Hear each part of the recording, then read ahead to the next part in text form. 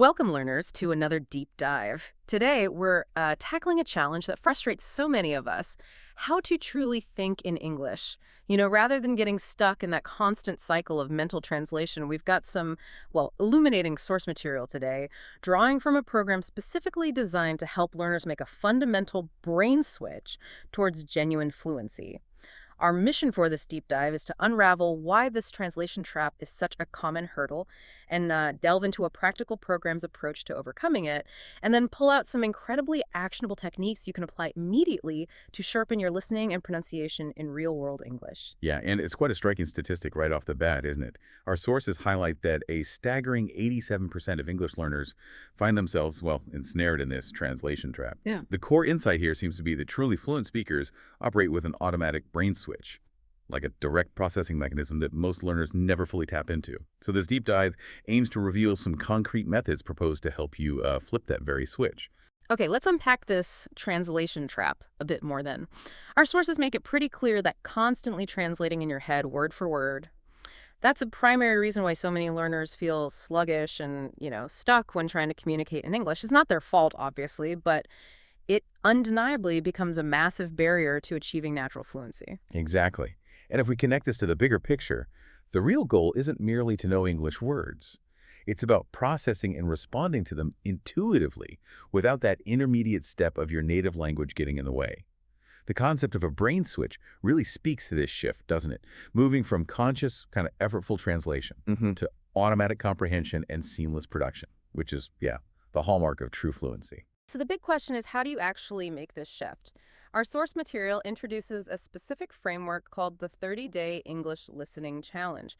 Apparently, this program is specifically crafted for students who struggle to understand native speakers in everyday, authentic situations. Things like podcasts, movies, TV shows, and just fast-paced conversations. It highlights a critical gap. Traditional school exercises often don't adequately prepare students for the raw, often rapid reality of English as it's truly spoken. That makes you wonder, doesn't it? What exactly are these traditional methods missing? Why is there such a gap? The source seems to point out that real-life English is packed with nuances, things like speed, different accents, and especially connected speech where words often blend together, like gonna instead of going to, or did you, sounding like did ya, stuff like that. These elements aren't always fully covered in, let's say, more academic settings. And the challenges focus on British culture interviews with authentic speakers, like Charlie from Real English with Real Teachers, Jess from Love in London, Joel and Leah, that really emphasizes this dedication to genuine dialogue. Right.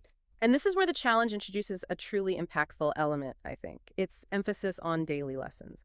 Learners engage with short, authentic clips from interviews. They do targeted exercises. And then they deeply analyze the language, pronunciation, and vocabulary. It's apparently built for rapid progress, though learners do get lifetime access to the material, which is good. Okay, so one of the core practices, our source details transcription tasks, calling them incredibly effective ways of putting your listening skills to the test. Makes sense. So you listen to short clips, you write down exactly what you hear, and you have the freedom to pause or re-listen as many times as you need. For instance, we hear 3 distinct clips from an interview with Charlie, the one from Real English with Real Teachers who lives in Australia. He's discussing some interesting cultural differences. So in the first clip, Lucy says, "Wow, I really didn't expect that," but it's delivered very quickly, like native speaker conversational pace.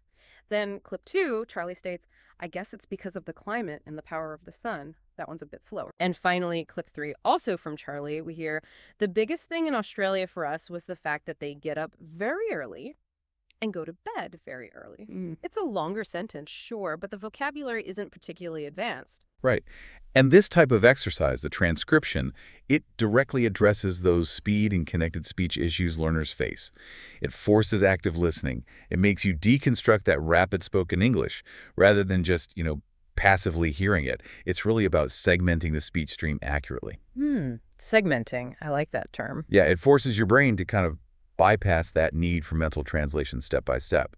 By deconstructing it, you're essentially retraining your auditory processing, helping you recognize patterns directly, which is, a core part of that brain switch we talked about earlier. Okay, so it's more than just catching words. Much more. It's about hearing the flow and the connected sounds, a powerful way to move beyond passive listening.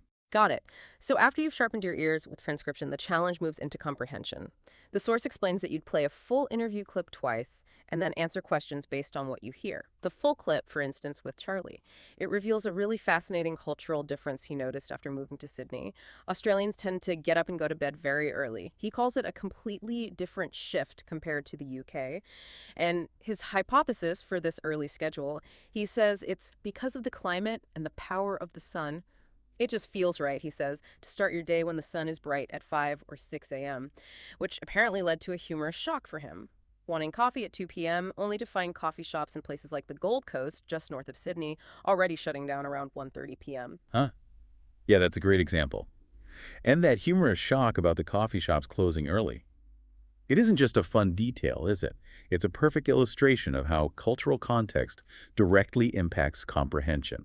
When you hear these nuances, these real-life details, your brain starts building a richer, more intuitive model of English, which in turn reduces the cognitive load of trying to translate everything literally. Ah, I see. So understanding why the coffee shop is closed is part of understanding the language in context. Exactly. That early closing is quite a shift in daily rhythm, as he put it. And our sources explain shift here means more than just like a work period. It's about a whole change in routine. And that's where understanding related words like daylight hours or even the subtle nuance of a common phrase like feels right becomes crucial for full comprehension. Okay, that makes sense. So next up, the program integrates gap fill exercises. You see a transcript with missing words, and you fill them in while listening to the clip. Seems like a natural progression. It is. It reinforces listening comprehension by specifically targeting vocabulary and context. It helps cement those phrases, like the other way around, or even just simple terms like coffee shops, meaning cafes. It helps fix them in your mind in a way that's much more active than just, say, reading a definition off a list. And it shows how words like farmer or maybe party scene can just appear naturally in conversation, not just in textbook examples. Okay, context is key. But what truly elevates this approach, according to the source, especially for pronunciation, is the deep dive into specific aspects of native speech, like dropping the T sound or using a glottal stop. Ah, yes, this is crucial. And it's not just about what traditional methods might lack, but also how these exercises actively re-sculpt your listening habits. They train you to really engage with native speech patterns. Now, why is dropping the T so challenging for learners? Well, it's subtle, right? But it's everywhere in native accents. The source explains that T is often dropped when the following word starts with a consonant sound, like the fact that it can sound more like the fact that they. Right, or don't they becoming don't they? I hear that all the time. Exactly. It just smooths the speech flow. Okay, let's really hone in on this glottal stop then. What exactly is it? It sounds maybe a bit technical. It can sound that way, but the action itself is pretty simple and very common. It's particularly prominent in the middle of words, where it often replaces the T sound entirely, like better becoming beer or butter becoming beer. Ah, okay, so it's that little catch, like Yeah. you briefly stop the air. Precisely. It involves your vocal folds closing briefly, creating almost a tiny voiced cough sound, which stops the flow of air for a split second.